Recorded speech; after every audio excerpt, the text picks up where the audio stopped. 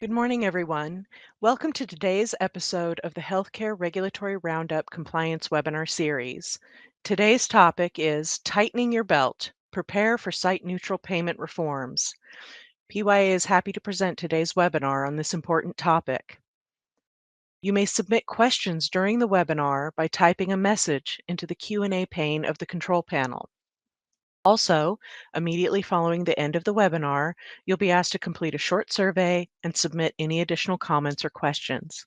Any questions posed during the webinar will be responded to via email after the webinar. We've posted a PDF copy of the presentation slides for your reference in the Resources pane. Also, you'll receive an email later today with a copy of the slides and a recording of the webinar. You can customize your viewing experience by resizing, moving, or minimizing all of the panes within the webinar.net platform. With that, I'd like to introduce our presenters, Martie Ross and Kathy Reep. Thank you, Jennifer. So here we are in early March. Here in Kansas City, March is definitely coming in as a lion. I assume, Kathy, down there in Orlando, it's just lambs as always, correct? Absolutely. But where it is certainly a lion is in Washington, D.C., where there is a lot going on right now. And while nothing is officially labeled healthcare reform, there is many of the proposals, many of the executive orders are directly impacting healthcare and truly at a day-to-day operational level. So one can sit back and wait and watch to see what happens, or you can be proactive and try and understand how these changes can impact your organization, how you can prepare your organization as best possible. And so that's our goal here with the next several webinars, is to really drill down on what's going on in Washington. And we're going to start with site neutral reform, because if Kathy and I were betting ladies, we would say the odds are really high that this one will go forward. We'll talk about why we really believe there's a focus on site neutral payments and really try to address the impact different proposals will have on organizations, and wrap up with some recommendations to help you, again, take a proactive stance in the middle of all of this. So let's start with what are site neutral payments? And Kathy, tell us all about it. Sure. I think it's kind of self-explanatory. Site neutral payments is paying for the same type of service or the same level of service across all sites of care at the same amount. So essentially what we're looking at is paying a service that could be provided in a physician's office at the physician rate, no matter where it's provided. So if it's provided in a hospital outpatient clinic, pay it as a physician office rate, as opposed to under the outpatient prospective payment system. The problem with doing this is, if you think outpatient prospective payment system as an example, it was established using cost, and it was intended to mirror our cost trended forward. But if we start saying now we're going to pay a hospital like a physician, we're taking ourselves further and further away from that cost-based basis that we were intended to have. So it is going to be an issue, and we see Congress looking at this and identifying the dollars associated with changing payment methodologies. Some of the examples of site neutral payments, you've got the hospital inpatient only list, those services that can only be provided in a hospital. Well, we experienced several years ago the elimination of that inpatient only list, and services started to be provided in an ambulatory surgical center. What about those services that can be provided in a hospital or an ASC or in a physician's office? How do you pay those? There was discussion of a unified payment amount for all post-acute care, pay skilled nursing and home care and inpatient rehab, same amount. Does that really work? We're going to talk a little bit about skilled nursing facility rates versus what a critical access hospital gets reimbursed from a swing bed perspective. And then also we have this issue of geographic adjustments. It could be the wage index. It could be paying differently for different types of services, different types of facilities based upon where they're located.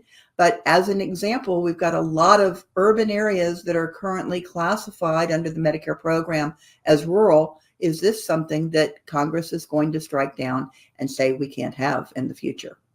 Martie? So obviously, from that explanation, one can tell that there are a number of policy challenges associated with site-neutral payment reform. In part, is how does one determine whether it's safe to provide a service in a certain location and you can ensure appropriate quality of care in certain circumstances? We could say, take everything that's done in an HOPD and pay it at the same rate as a physician clinic. But there are certain services, certain patients where you need that backup of the quality of the care and support that can be provided in a hospital. So how do you draw that line? And we'll talk about how different policymakers have proposed to do that. There's also the question of how do you preserve access to care? Certainly, as you cut reimbursement, providers will do their best to enhance efficiency, cut their costs, and continue to provide the service. But where is the point of no return, where providers no longer can furnish services at a loss because they cannot shift costs elsewhere, or they simply don't have the opportunity for available resources elsewhere? And finally, and I think this is a question we're going to revisit several times over the next several months, is how do you dismantle an existing payment methodology without knocking the whole system down? We started in 1983 with the inpatient prospective payment system, and we built up, prospective payment across multiple provider types all the way till 2014 when we implemented federally qualified health center PPS reimbursement. How do we now just pull out one component of that cost-based reimbursement system without effectively dismantling everything that has been built upon that? And Martie, and we're going to talk about this, I know, but when we get to the issue of Medicare making these adjustments, then we've got to start thinking about what happens when you say shifting costs. Then does it go to commercial payers? No, because we've contracted with them, and what are they really going to pay? We've got to look at we can't just focus on the impact on our Medicare population. We've got to talk about all of our population of patients that we treat. Exactly. So why this issue now? And I think you have to take a update. There we go. Sorry about that. You have to take a snapshot of where things are in Congress right now. And that is the budget reconciliation process. What we have as of today is a House budget resolution that passed by one vote last week. The budget resolution creates the parameters around which Congress will then build the federal budget for the upcoming federal fiscal year 2026. And typically, the budget resolution is going to establish revenue targets and spending targets, and typically over an extended period, usually 10 years. And that, in fact, is what this budget resolution does. How much we're going to project collecting, how much we intend to spend. That budget resolution then becomes the basis for developing a federal budget. And through the reconciliation process, why this is such a big deal is that a budget reconciliation package does not require, it is not subject to the filibuster in the Senate. So you can pass the budget with a simple majority in the Senate, whereas everything else except, appointments, federal appointments to cabinet positions and judges, they all require that 60 vote to close debate and thus move forward on legislation. So that's not applied here. So this is your one chance, one bite at the apple to get it right. The balanced budget resolution is built around securing $4.5 trillion in tax cuts over the next 10 years. It then includes instructions to several House committees to identify reductions in spending to total $1.5 trillion over the next 10 years. And that is focused on what's referred to as mandatory spending. We'll come back and discuss that in a second. Specifically, you have a direction to the Energy and Commerce Committee to cut $880 billion. Medicaid is within the jurisdiction of E&C. That is where you're seeing these headlines talking about House approves cuts to Medicaid program.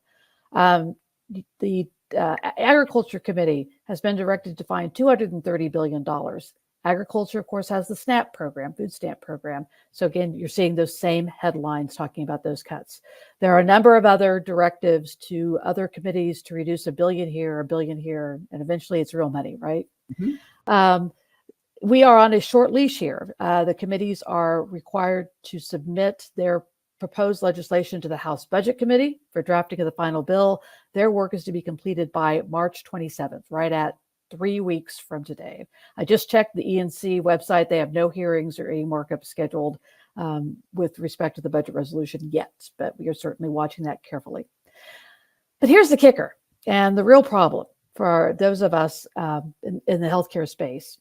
There is, in addition to the 1.5 trillion that's allocated out to the individual committees, there is also a mandate to find another $500 billion in spending reductions, which can be picked up by any committee to propose what those may be. Okay? So what we have is 1.5 trillion with specific committee directives, $500 billion with no specific directives, but with a kicker. There's an enforcement provision that if they are not successful in identifying that additional $500 billion in spending, they're going to reduce the tax cuts accordingly. So if they can only find 1.7 billion in tax cuts, you're going to reduce that, in spending cuts, that ends up reducing that 4.5 down to 4.2. But if they do a really great job of finding fraud, waste, and abuse and other things to cut in the federal deficit, they can actually increase that tax cut. So if you find 2.3 billion to cut, that will increase the tax cut up to 4.8 trillion. So clearly a system that is incentivized to find opportunities for reduction across the system. Before you go on, one of the things that I'm seeing in the chat, individuals saying, how will this impact? And how will this impact rural health clinics? How will this impact home health? The issue is, it's what else are the committees going to do? And it's hard to say on March 5th, what's going to happen by March 27th in terms of all of the various verbiage and what they're going to come up with. We're going to talk about some options that are out there, but recognize nothing is in writing that really gives us any truly clear direction in terms of what programs, all of them, they will target. Obviously, Martie mentioned the Energy and Commerce and the impact on Medicaid. Well, if you're a home health agency and you take Medicaid patients, you've got to keep an eye out on that. So it's hard to define by a particular type of provider what impact you're going to have, but recognize you got to pay attention.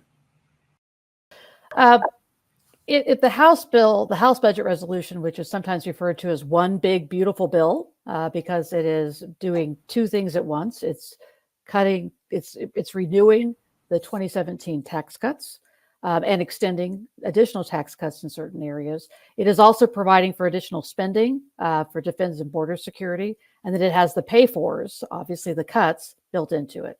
The Senate resolution is what we refer to as the two-step, because the Senate had preferred to go first with the increases in funding for defense and border security, and then come back later in the year to the tax cut issue. So the Senate bill, the Senate resolution calls for an increase in spending for border security and national defense at about $350 billion. There is no specific pay-for identified in the Senate budget resolution. Instead, the committees that are charged with drafting the legislation will determine the funding source, i.e. the spending cuts. So they need to find, $350 billion on the Senate side. What's going to happen at this point is sort of still kind of unclear, although there have been indications from some senators that the Senate budget resolution was really only intended to be a backstop in the event that the House bill, I keep calling it a bill, it's a resolution, the House resolution didn't go forward because it was up to the very last second whether there will be the votes in the House to pass that resolution. So we'll watch very carefully in the next couple of weeks to go forward. But right now, we are operating on the assumption that the House bill is taking the lead. And so we are looking at that $2 trillion in spending cuts that they're trying to identify. So why are we focused on site neutral today? Why did we say we want to talk about site neutral? Well, because in a report that was generated by the House Budget Committee, they clearly identified site neutral payments as a significant issue. In this publication that came out last year, it was actually called Reverse the Curse. And it was proposals or ideas that they could put into place that covering the next 10 years to identify reductions. And as it addresses site neutral, their section is entitled Creating Payment Parity for the Same Services. Unnecessary costs in healthcare are not only breaking the budgets of working families, but they are bankrupting our country. It goes on to say because Medicare pays more, seniors also pay more, and out-of-pocket cost-sharing requirements, as well as Part B premiums and deductibles. It identifies payment for lower complexity services such as office visits, imaging, and drug administration, which the Medicare Payment Advisory Commission, MedPAC, and you're going to hear more about MedPAC today, has noted are safe and effective to be delivered in a physician's office. So we know that they have targeted in on this issue as a potential for cost savings. There was also a 50-page document that was generated, I believe, January of this year by the Republican Party that basically went through committee by committee by committee. What can we cut and how much will it be worth? And on that document, they identified numerous site neutral provisions, of which we're going to talk about today. Yeah, I mean, this may have concerned the FY25 budget. This particular Reverse the Curse publication, but so much of what was in this document was pulled forward to that publication. Yeah, Kathy. exactly. It's one of those believe them when they tell you what they're going to do circumstances. And it's really one of the more specific proposals that it was in either of those two documents. And if you look at this document and you look at the document that was published in January, you're almost looking like at a Chinese menu. Pick one from column 1 and one from column 2, add them up and see how much money you have. Well, we made reference previously to the spending cuts coming from mandatory spending. And the difference between mandatory and discretionary is that mandatory are automatic expenditures. They don't have to go through the annual appropriations process. And so if you want, and in fact, it's mandatory spending that's making up the majority of the federal budget at this point in time. You see there on the right-hand side of the screen, sort of a description from the Congressional Budget Office of what constitutes mandatory spending. This is FY23 numbers. But as you can see, federal healthcare programs and Social Security are really the dominant components of mandatory spending. And what we know is you can move the other, but it's not going to make the bigger needle. I mean, for example, as I referenced, the Ag Committee has been charged with reducing SNAP. And to a tune of $230 billion. That's really the other big chunk that you have an opportunity to come after if you're not looking at Social Security or federal healthcare programs. Well, however, it's been very clear, and everyone who has addressed this issue has said Social Security benefits are off the table. We're not going to cut any of those Social Security benefits, whether they be old age, disability, any of those programs.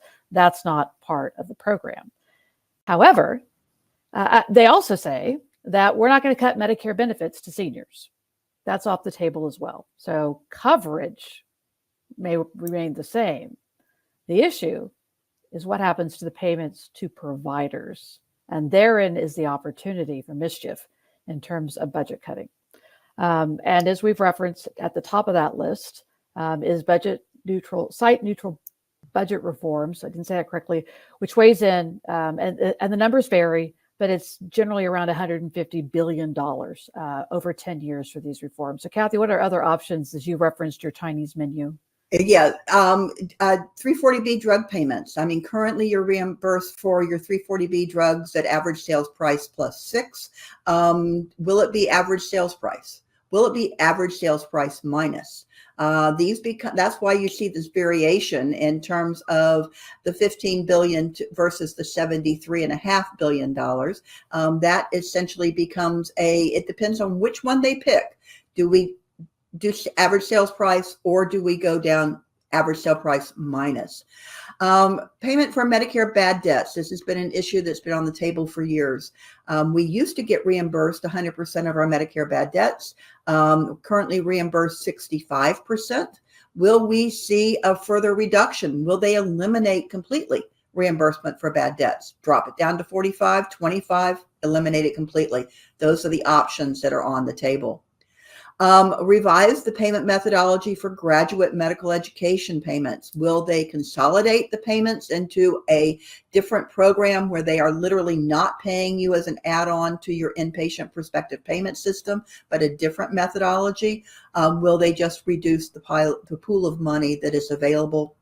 Wage index integrity. This is kind of something that I hinted on earlier. Those urban areas that have reclassified to urban, are they going to allow providers to continue to reclassify to an area where they really aren't?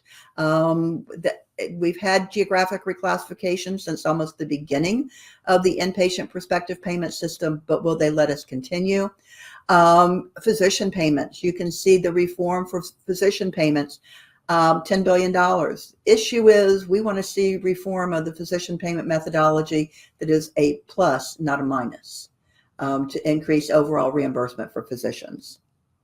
And before we start delving into specific opportunities for site neutral payment reform, keep in mind this is FY26. These would cuts that would take effect in FY26.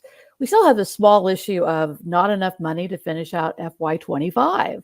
And as you recall, right around Christmas time, we got a continuing resolution that would get us through, the federal government would continue operating through March 14, which is now a whopping 9 days away. So in addition to working on this proposal of how they're going to address spending in 26, there is also this consideration of what are we going to do with 25. So there will need to be some sort of continuing resolution here in the next 9 days that will most likely continue funding at current levels. It's a question of how far down the road they will kick the can. And of course, we have special attention on this issue because wrapped up in this is the continuation of the telehealth flexibilities, because at this point in time, those sunset on March 31. So it would be that vehicle of the continuing resolution through which Congress would either renew for some period of time or even make permanent those telehealth flexibilities. So there's two reasons. We got like a split screen that we have to watch in Congress right now. About the only thing we've heard last Sunday on the morning shows, Representative Johnson, the speaker, said that they were working on a clean bill and he didn't see any issues arising, but we haven't seen any bill. So, but that's where we are in those as well. So just a little look back at 25, but let's now talk about 26 and specifically proposals around site neutral payments.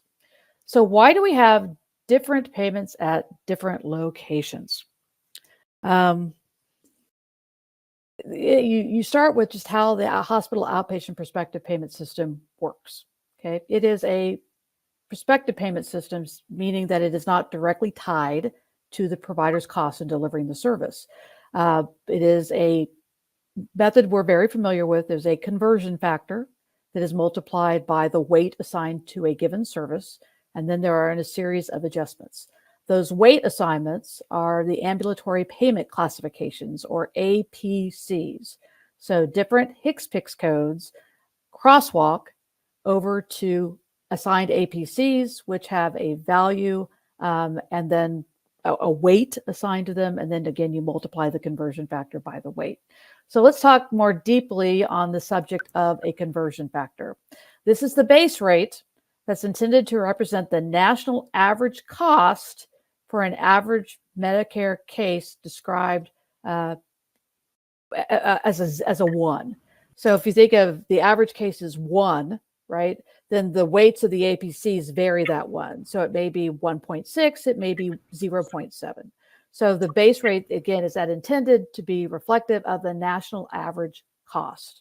So when we implemented OPPS in 2000, CMS then went through the exercise of determining what the base rate would be, looking at 1999 Medicare Part B payment amounts, plus the patient coinsurance.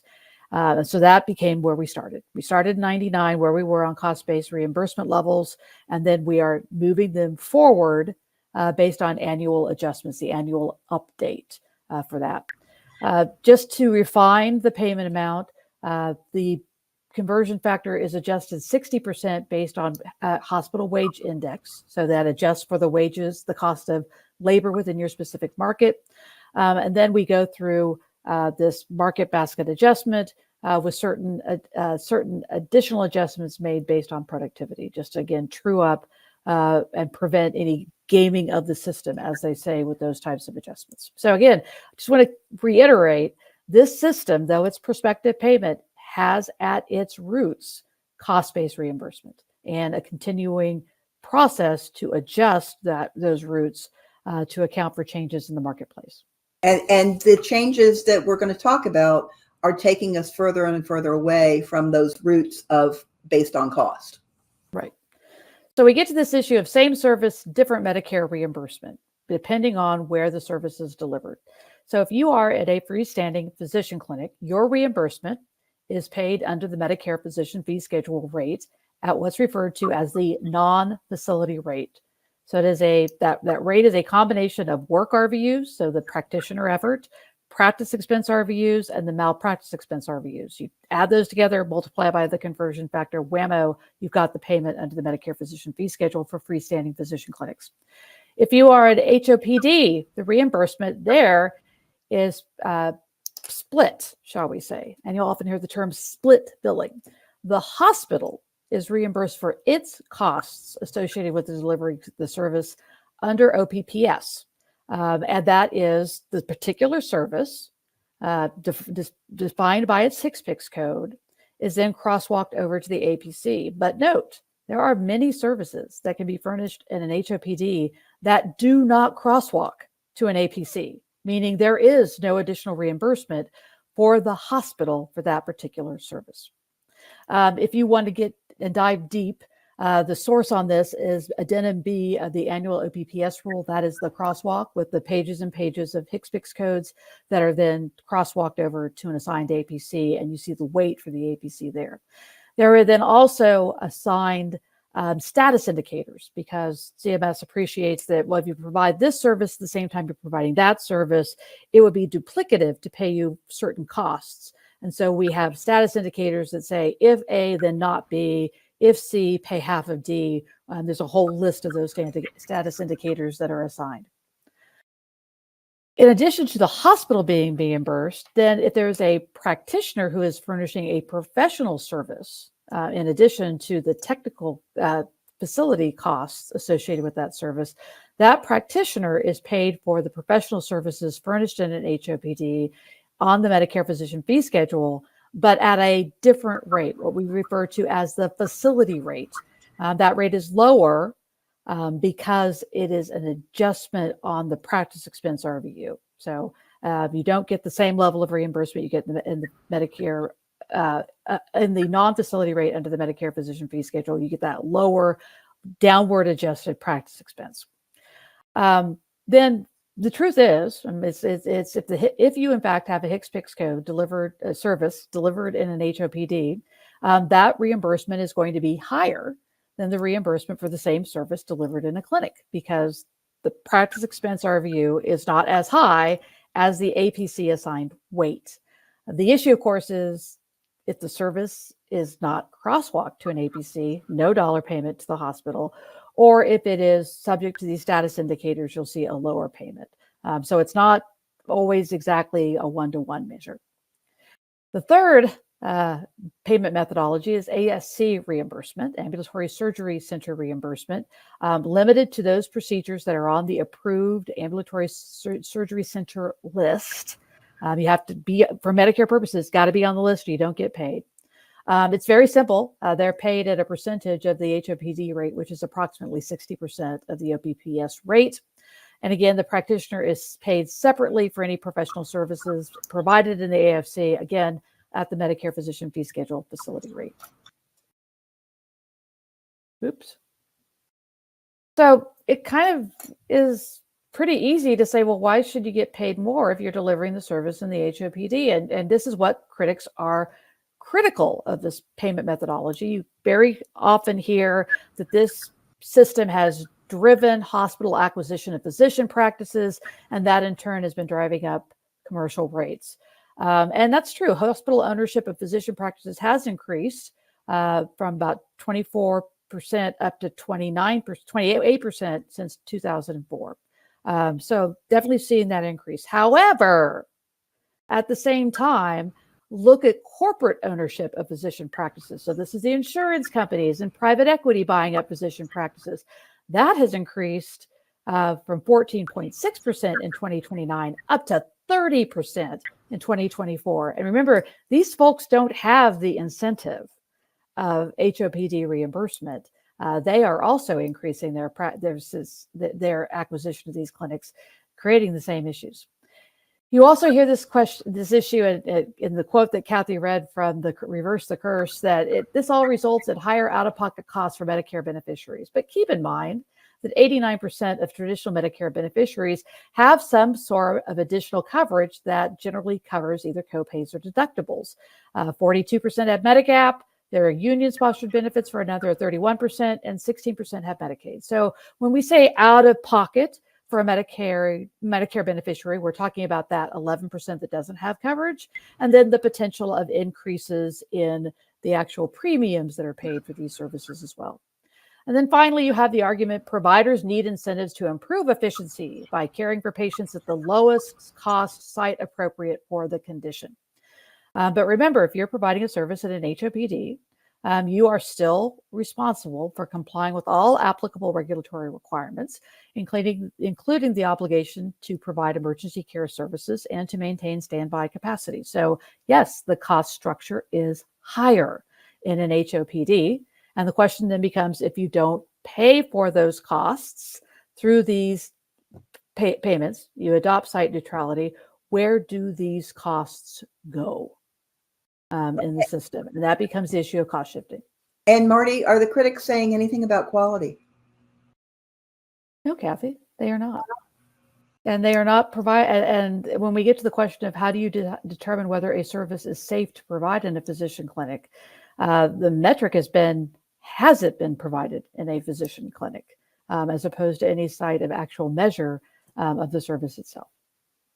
So Martie, shall I cover what they're talking about? Please. Throw some numbers out there. So some of the provisions that have been addressed and that have actually been detailed out in the various reports in terms of opportunities to move forward with site neutral payment. The first one we're going to touch base on is drug administration and imaging services. So for those services, drug administration, imaging, that are provided in an off-campus HOPD, the proposal would be to reduce their reimbursement to the physician fee schedule, which is about 40% of the current rate that you're getting. Now, some of the options they're throwing in there. Let's apply this to those grandfathered HOPDs as well, not just, there's already not just those that are off campus, but even those that are off campus but grandfathered. What about applying this to on campus facilities as well? Should we take drug administration that is provided in the hospital, say outpatient chemotherapy within the hospital setting, but pay that as the physician office practice would receive? And what about outpatient imaging services wherever they are provided? Should the reimbursement level for those? This is why we start looking at this as they start working with this, they might implement it. Let's just do this and make a change for imaging services that are in grandfathered facilities. Now let's move it on campus. How far will they take these actions as we move forward? next option that they are looking at is the total elimination of grandfathered status, not just for imaging and drug administration, but let's take that grandfathered HOPD and reimburse it as a freestanding physician clinic, as we are doing with those that are not grandfathered. The impact is significant on this one, but what happens? How are you going to respond to this? Are you taking those services that you currently provide in that grandfathered HOPD and moving them back into your hospital? Are you going to move drug administration back into the hospital? Got to think about it from the perspective of, this is a way to perhaps keep my reimbursement, but it depends on whether they start moving this to reduce on-campus drug administration as well. But what happens to the reason that you moved some of these services off campus? It was for patient convenience, patient access, less exposure to as sick patients when you could provide these services more within the community where the patient lives. So recognize the impact not only on your reimbursement, but the impact on the community and on the patients you serve as well. There was a report in June of 2023 from the Medicare Advisory Commission. MedPAC essentially advises Congress on changes to the Medicare program. They address on an annual basis what kind of rate increases should be approved for various provider types. They also do special reports. One report that they did in 2023 was looking at site neutral and how can we modify reimbursement. Look at the dollar amount on this one. We're looking at $180 billion over 10 years. So the methodology that MedPAC proposed was that if the highest volume for a particular service is in a freestanding physician clinic, then we're going to take the payment rates for outpatient hospitals, outpatient services, and ambulatory surgical centers and pay them the physician fee schedule rate. That was about 57 existing APCs. This was in 2023. If the volume is higher in an ASC, then we're going to pay the hospital outpatient department the ASC rate, which is a 40% reduction in their rates, but they would not change the current reimbursement rate for that same service being provided in a physician office. There we're only looking at about 9 APCs that would be impacted. However, if the highest volume is in the HOPD, there would be no change in the rate, the reimbursement rate. So altogether, we're looking at about 169 APCs that they examined. There would be more APCs today than I think we looked at back in 2020. All of your emergency care, all of your trauma cases, things like that, no way would those be addressed. These are merely more routine services that are provided in multiple settings. There were about 66 APCs that were addressed from the emergency trauma perspective. MedPAC assumed that this would be done in a budget neutral manner. Our concern, and budget neutral means that they're going to take away on this, but they're going to increase your reimbursement elsewhere. Our concern now is that this will not be implemented in a budget neutral manner. It will be as a savings methodology. Martie, you had something on that? Well, and that's the key, right? Because if CMS makes the change, then, and they're doing it without direct, legislative change, they're just they're changing the reimbursement. It always has to be done in a budget neutral manner. So if you cut the reimbursement rates for these 66 APCs, then you're going to increase the amount on the other APCs. But that's when CMS is making the change. When Congress makes the change, they're not telling you to slice the pie differently. They're taking the whole piece out of the pie. And so you're reducing the monies available. So the example would be with 5012, right? When 5012 came off and you could no longer bill that off campus, what they did was they took that revenue and spread it out. But these types of proposals coming from Congress, it's out of the system. And before someone puts, what do you mean we can't bill that off campus? You can bill it off campus. Your reimbursement is going to be lower. Right, right. Okay, just clarify, because I can see Sorry. someone typing right now. Okay. Let's go. That was the MedPAC proposal. And again, this was their initial study. This would be expanded, and I think more services would be identified. This is an example out of that MedPAC report that essentially gives you the example. This was for an epidural injection into the lumbar region, and the reimbursement total payment in a physician's office, $255, a total payment in a hospital outpatient department, $740. What they're proposing to do is to pay everyone the $255. So you need to take a look at the list of services that are on that, the services that are on that list, because I think what you're going to want to do is to look at your volume on these various services, see where it is performed, and look at your outpatient volume significant and focus on that. Inpatient only list. Remember a few years ago, during the prior Trump administration, the inpatient only list was eliminated. There were 298 services that were removed, and essentially they could be done in an outpatient setting. And once it can be done in a hospital outpatient setting, then it is evaluated for the ASC covered procedures list. That withdrawal of those 298 services only lasted for a year. They went back on. We still have the inpatient only list, but this is another area that was listed as a potential target for reduction to the tune of $10 billion over 10 years. Those services that are currently said are extremely high complex, high risk, and should only be performed in a hospital outpatient setting. Would we start seeing things or more things drop, or the entire list leave altogether in terms of the inpatient only list? And if you again do the change, there we go. If you do the change for the inpatient only list, you're going to be looking at expansion of the covered procedures list for ambulatory surgical centers. Again, what we saw previously, when they removed 298 services from the inpatient only list, 267 of those were added to the ASC list immediately.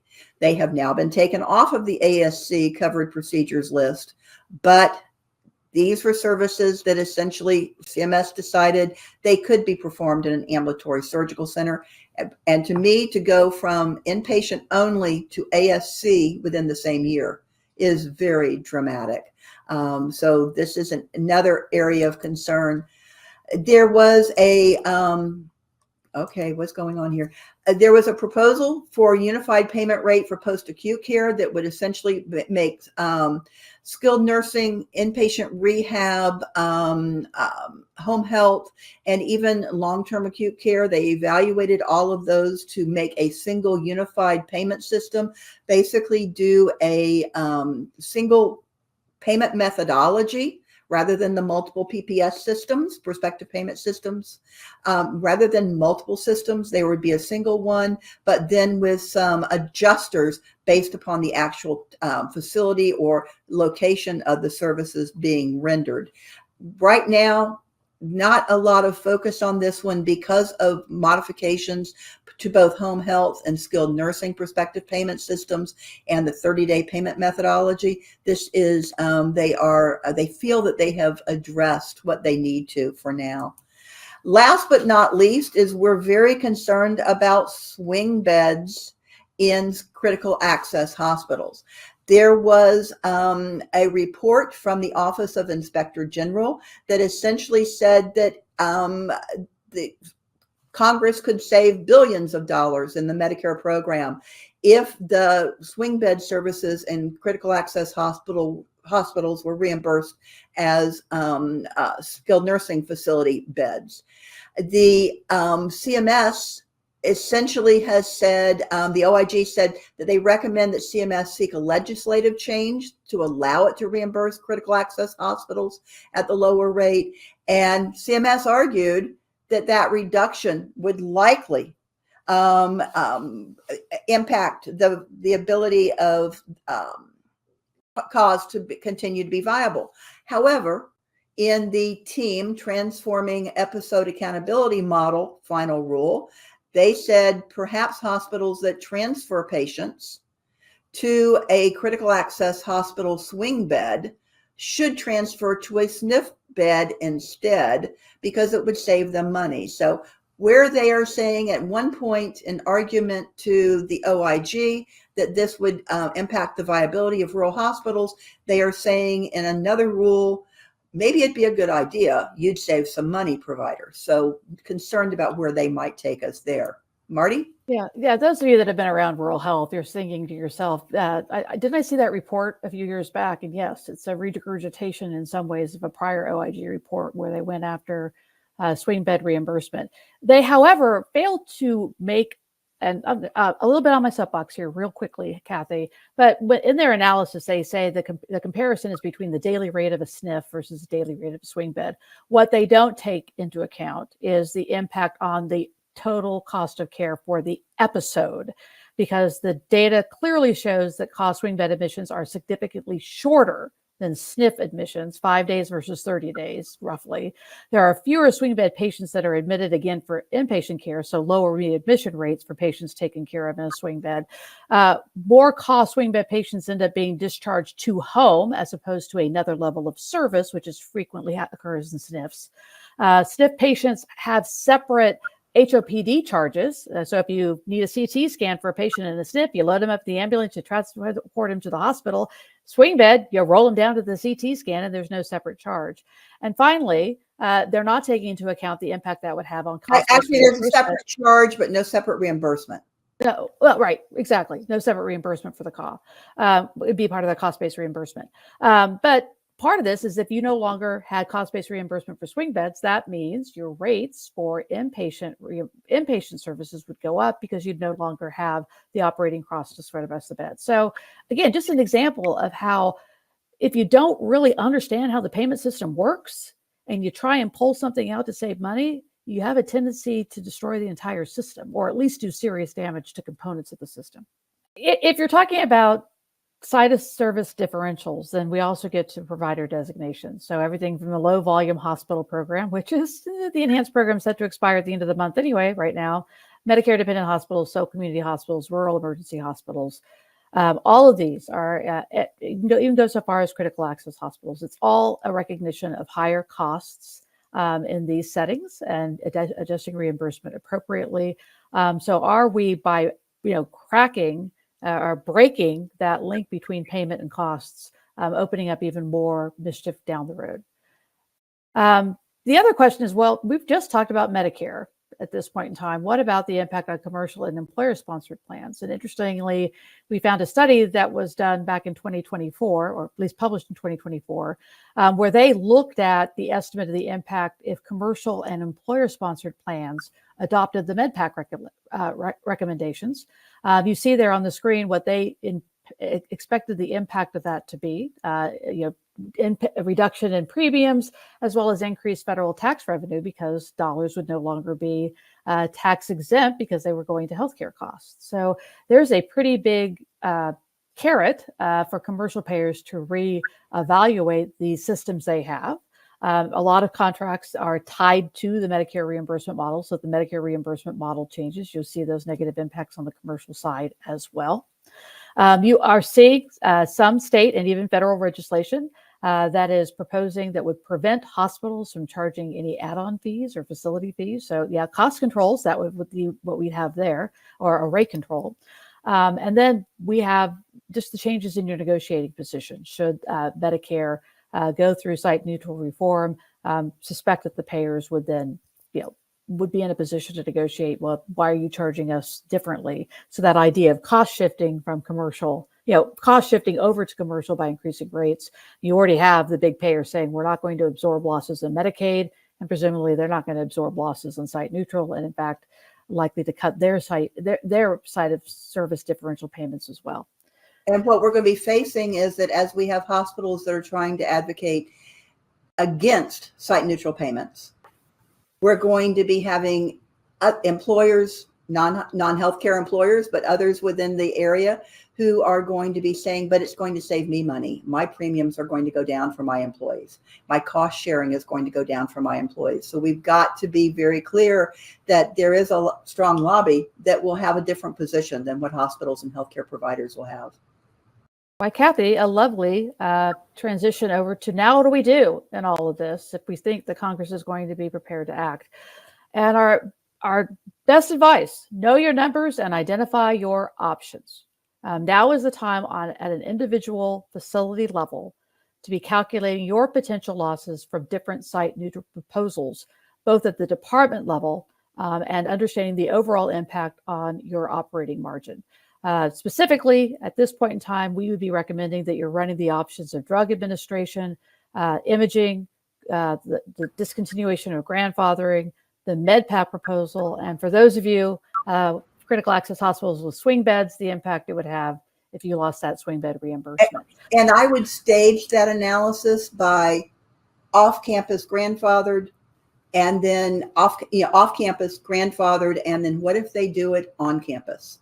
So recognize that you are going to stage that analysis as well. For both drug and imaging.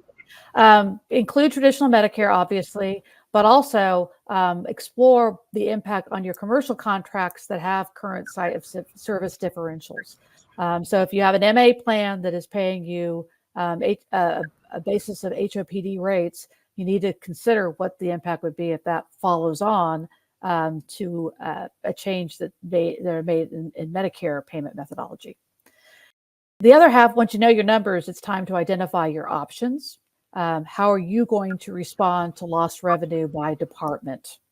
Assess your ability to cover losses with revenue from other departments. As Kathy likes to say, how exactly you're going to rob Peter to pay Paul this time. But see if you have that opportunity to support the continuation of services in a particular department, either from intra-departmental revenue or interdepartmental revenue.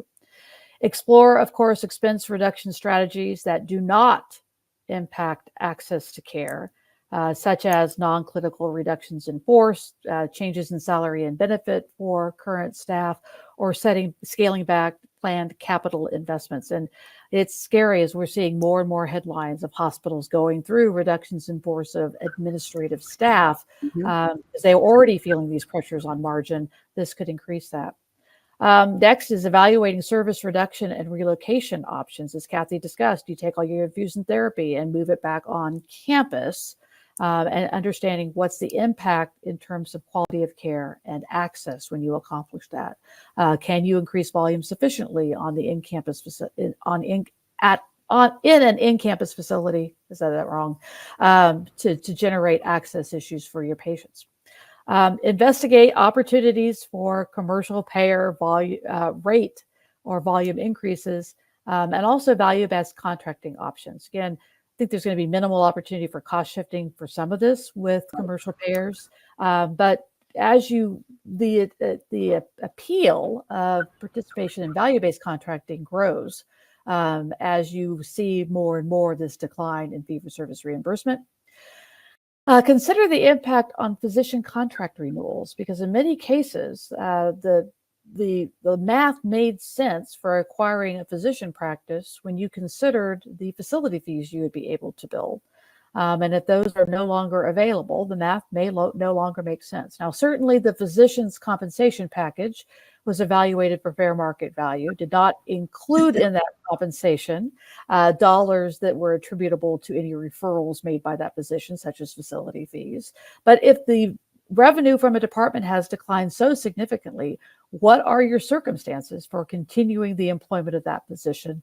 How can you potentially negotiate on price through renewals? And certainly, how competitive is your market so that others may quickly offer opportunities that you can no longer provide to that provider. And finally, consider your affiliation options. If the impact on margin is so great that you need to be reaching out and considering becoming part of a system or looking for a management arrangement, that certainly may be an option on the table. Our other good advice, in addition to know your numbers, is tell your story to your elected officials and your community. I cannot emphasize enough, there is no such thing as an average hospital. If you look at the Kaufman Hall Flash report, they're telling you that hospitals enjoy a 5.8% margin right now. But if you dig a little deeper, as did KFF in their recent publication, while the aggregate may be 5.8%, there is a significant number of hospitals below that. And I think right now the number is 3 and 5 hospitals are actually operating at a negative margin. So it's a matter of diving more deeply. You need to be aware that we are being characterized as the healthcare industrial complex, the terminology used in the fact sheet that accompanied the executive order on price transparency, referencing to large corporate entities like hospitals and insurance companies. I do not know when a community hospital became the equivalent of United Healthcare, but they have successfully characterized hospitals as doing just fine and able to take the hits. And so it's a matter of our being able to tell the story. We've done here at PYA some analysis using 2023 cost report data for all PPS hospitals.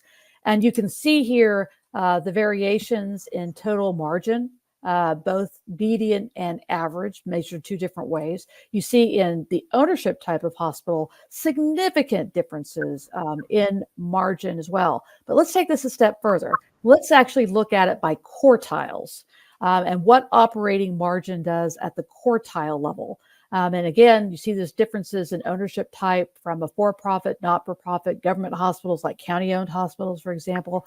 You see significant variation in the quartiles that are not-for-profit hospitals more evenly distributed, but our county hospitals are certainly in the end game of that. So figure out where you are and be able to tell your story in comparison to this type of data, because it's going to be, we can't talk about the impact on hospitals. We have to talk about the impact on your hospital and the impact that has on your community.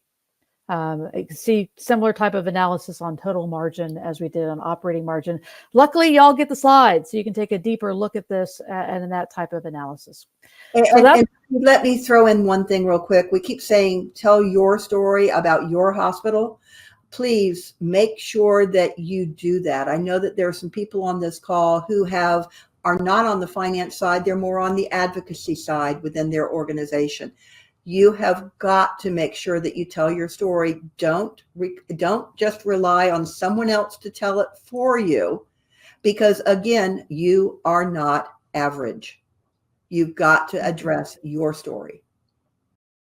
Well, site neutral is so much fun. But Kathy and I will be back on, we'll be back on March 27th. That's a Thursday. We're usually on Wednesdays, but March 27th, we have a conflict on the 26th. We can't move. So on March 27th, we are going to do a Washington update. Assuming we have something to talk about, we will certainly talk about executive orders. We'll talk about what happened with the continuing resolution, whether in fact the government is open on March 27th, whether or not it isn't. Also, in addition to joining us for that webinar, and you'll have a chance to register when you get your email later today that has a copy of the slides and a link to our anyone would want to listen to this again, but you have a link to the recording. Please comment on topics you'd like to have future HCRRs, because we certainly want to make this responsive to your needs. We try to do our best to sort of see what's going on in the industry, but we're just the two of us and all of our fine colleagues throughout PYA. We'd love to hear back from you on topics that you can share. And with that, Jennifer, back to you. Back to me. Thanks to our presenters, Martie and Kathy. Later today, you'll receive an email with their contact information and a recording of the webinar. Also, the slides and recordings for every episode of PYA's Healthcare Regulatory Roundup series are available on the Insights page of PYA's website, pyapc.com. While at our website, you may register for other PYA webinars and learn more about the full range of services offered by PYA. Please remember to stay on the line once the webinar disconnects to complete a short survey and post any questions you may have. On behalf of PYA, thank you for joining us. Have a great rest of your day.